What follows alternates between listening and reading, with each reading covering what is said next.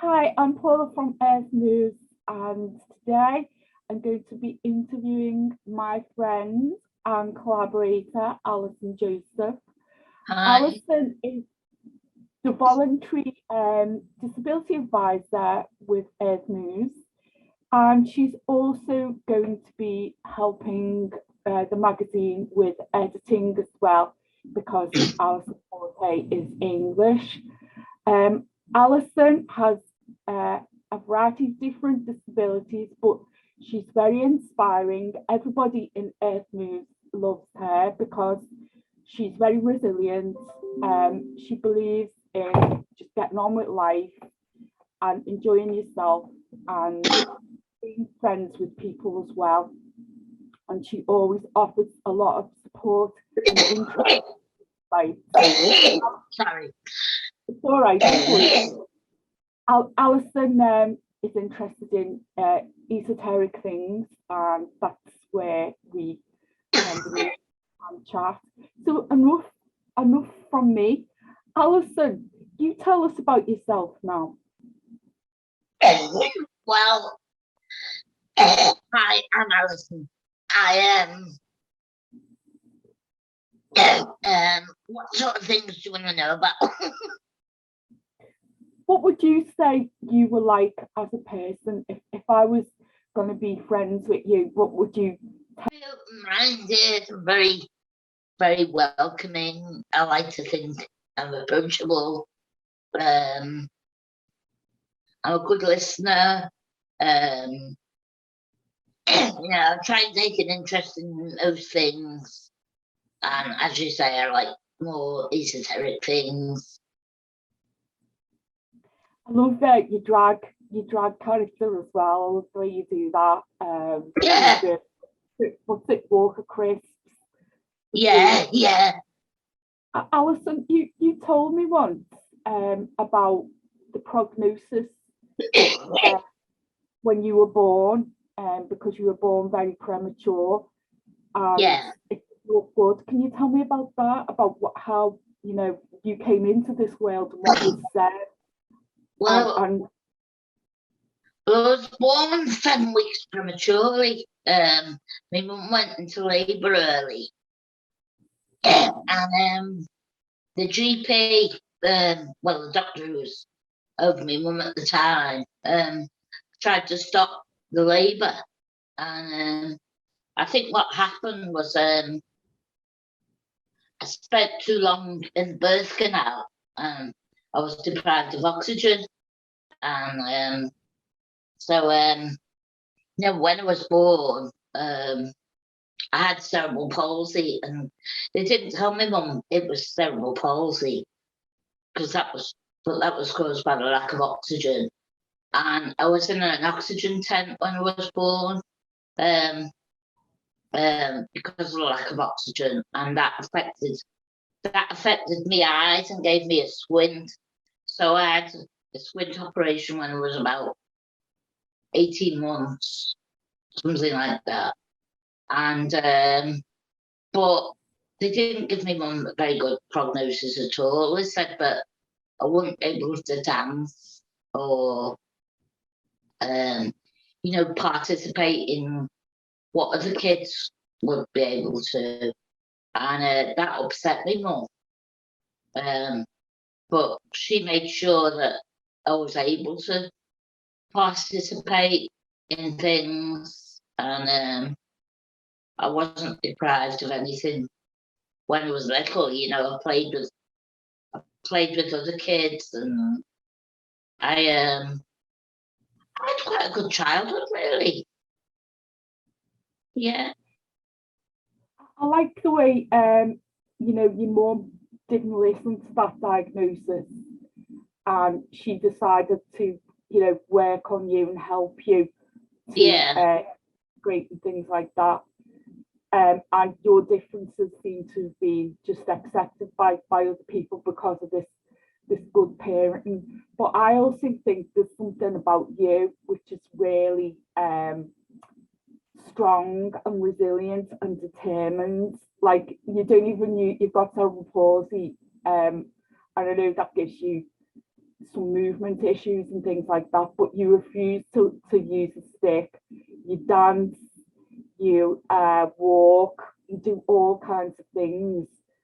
Yeah. If you were talking to someone, you know, with disabilities, who isn't like you, who's a bit more reluctant to engage, what things could you give them to inspire them and help them? I'll just say just do what you can, and you know, focus on your abilities and not your disabilities, and just do what you feel, and you know, and just enjoy life as much as you can. Very good advice. You were explaining to me about other issues that you think you've got as well, like autism and things like that. Yeah. How does that affect you? Well, I believe I might be on the autistic spectrum. I've never been diagnosed, but yeah, I feel I'm neurodiverse in that. Yeah, I can be a little bit withdrawn at times and a bit introverted, but well, I'm not introverted though. I'm like adaptable. I'm more of an ambivert, really. But I don't really feel it affects me that much. I mean, I get overwhelmed. I think I've got ADHD, and that makes me really scatterbrained and unable to organise things. I've not been diagnosed with it, but I think I definitely have some form of ADHD, and but I just get on with it, you know, just accept it. Yeah, you do. So how has coming to Earth Moves helped you, or helped you just to do things that you like doing and things like that? How do you feel when you're at Earth Moves events? Well, I feel really accepted by the people at Earth Moves, and I feel I fit in. You know, a lot of things in life I don't feel I fit in, but you know, now I've found like a tribe of people who are similar to me. I feel comfortable with that, and you know, I like to hang out with people at Earth Moves events. That's lovely, Alison. I think neurodiverse people often don't feel as odd when they're together as when we're with neurotypical people.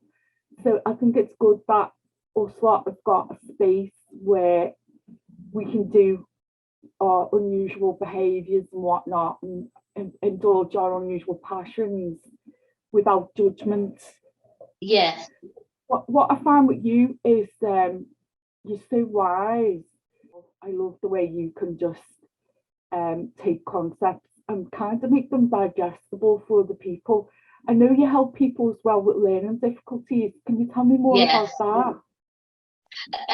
Well, I'm with a self-advocacy group called Knowsley Being Involved Group, which is over the area where I live, Knowsley, which is Hayton, Kirby, Kalewood, those areas. And you know, self-advocacy is all about being able to live the life how you want to with support, and those who need support should be entitled to that support. And I also volunteer in the office at Knowsley Disability Concern, which is where the big groups run from. And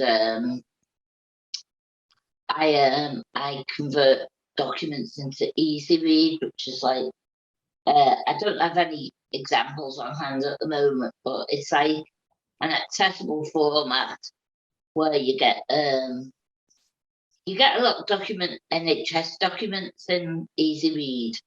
It's where you've got a picture on one side, sort of illustrating what on the left side, which is illustrating what the sentence is about, and then a simple sentence set in at least font size 14, usually size 16, which is just a simple sentence with the information, with easy words and, not too much punctuation, in a way that some people with learning disabilities who can read, can understand easily, but then people who can't read will get the gist of what it's about by the picture. Oh, that's fabulous, and that's what you do. Yeah. You work with them. That's absolutely brilliant, Alison. Despite the fact you've got your own challenges, it doesn't stop you from being a giver and helping people who are less fortunate than you. And you're also an appreciator when something good has happened, when you've had a positive interaction with someone else. You always value that. And I think our quality of life needs to be kind of like positive about others and about the gifts that life has given us and the skills that we have got. Because as you said to me, it's important for, interable groups to exist, because what you realise is everybody has something that lets them down. Nobody is perfect, and everybody is deficient in some way. The thing is, when we reflect on our own inadequacies, it quells our ego a little bit. We're not as egotistical in those states. But being around you always makes me feel happy, because you're always so optimistic, and you're such a determined and driven person as well. And you just want to live this life. You're very eccentric. You do drag, and both of us are interested in strange things like UFOs and stuff like that. You're just a very fun and interesting person. Tell us again, what do you think? Maybe if you could expand on that, about interable groups and the importance of them. I think it means that it's like it's integration. It's like you can share experiences and show compassion for one another, and find that you do have common interests and experiences, but and